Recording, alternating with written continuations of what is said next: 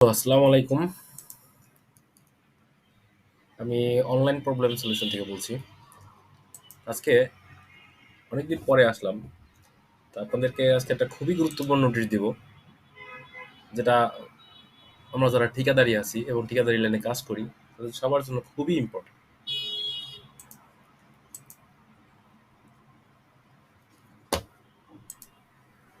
আপনারা দেখেছেন যে বর্তমানে এই যে কোভিড-19 যে সিচুয়েশনটা ছিল, এরপরে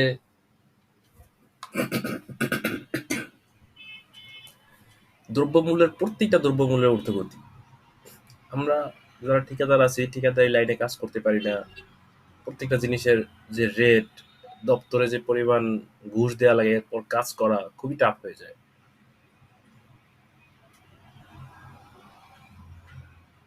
কোভিড-19 যাওয়ার পরে যখন রাশিয়া ইউক্রেন যুদ্ধ আসলো, তারপর দেশের অন্যরকম একটা পরিস্থিতি চলে আসছে। এমনকি বর্তমানেও যে সিচুয়েশন আছে, আমাদের গভর্নমেন্ট চেষ্টা করতেছে আমাদের এই পথ থেকে উত্তরণের জন্য।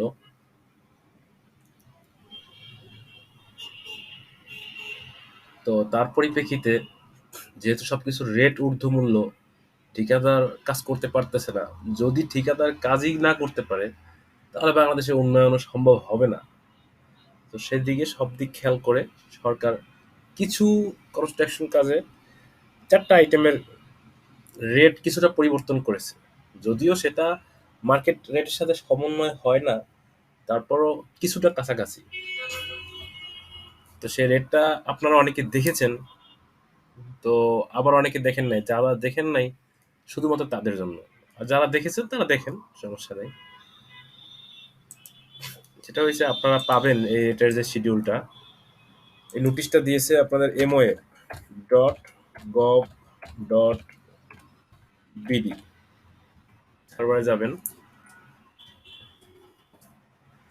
যাওয়ার পরে এই নোটিশ বোর্ডে যাবেন।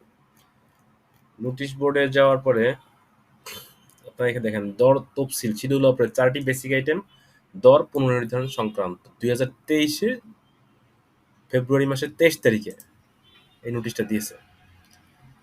এখানে দেখেন, আজকে এটা নিয়ে ডিটেলস আলোচনা করব।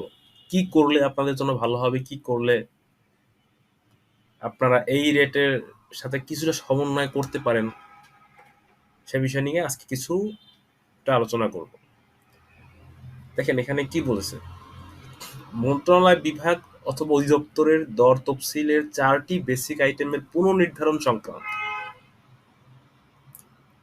আচ্ছা, এগুলো পড়লাম না। 4টি বেসিক আইটেম হচ্ছে আমাদের bitumen, cement, MS rod, brick, হ্যাঁ, এই ক্যাটাগরি সহ মোট 23 ক্যাটাগরির বিভিন্ন আইটেমের পুনর্নির্ধারণ দর বাস্তবায়নে নিম্নলিখিত শর্তে বিভাগের সম্মিলিত নির্দেশ ক্রমে জ্ঞাপন করা হলো।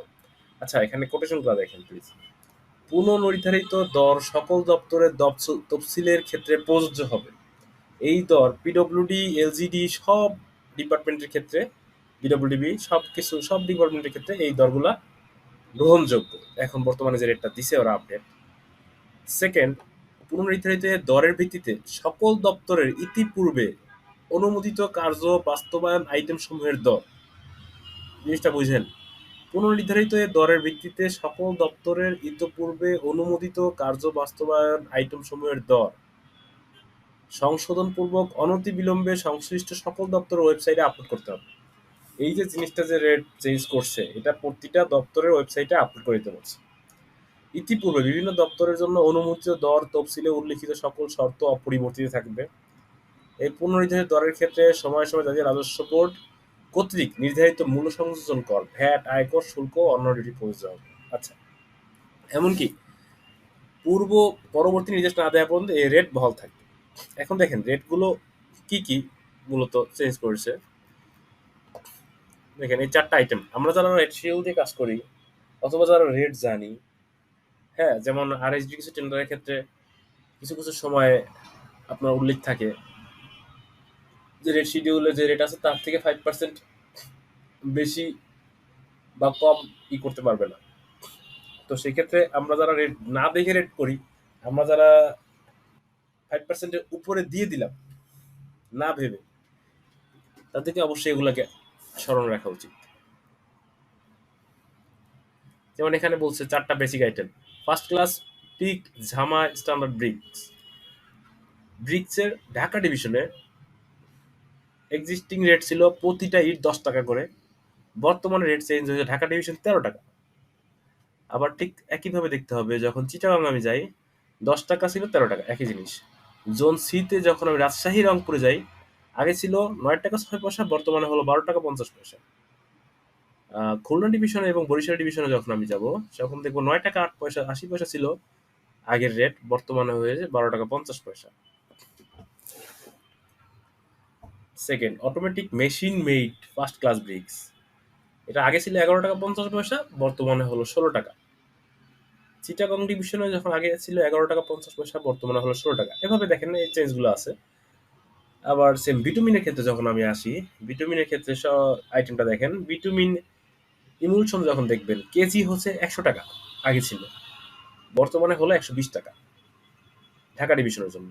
আবার ঠিক সেম যখন চিটাগং ডিভিশনে সিলেট ডিভিশনে যাব আগে ছিল 100 টাকা, বর্তমানে হলো 120 টাকা। এই যে একটা চেঞ্জ, হ্যাঁ, কিন্তু তারপরও আপনি দেখেন। আচ্ছা, রডের ক্ষেত্রে আমরা যদি বলি, এটা হলো বিটুমিন সিমেন্টের ক্ষেত্রে এভাবে দেখবেন চেঞ্জ আছে। আর রড দেখেন, আগে ছিল 300 গ্রেডের যে রডটা আগে ছিল 68 টাকা কেজি রেড শিডিউলে ধরা, বর্তমানে হলো 83 টাকা ঢাকা ডিভিশন এবং ময়মনসিংহের জন্য। চট্টগ্রামের জন্য 68 টাকা ছিল আগে, বর্তমানে হলো 83 টাকা। রাজশাহীর ছিল 68 টাকা, বর্তমানে হলো 83 টাকা।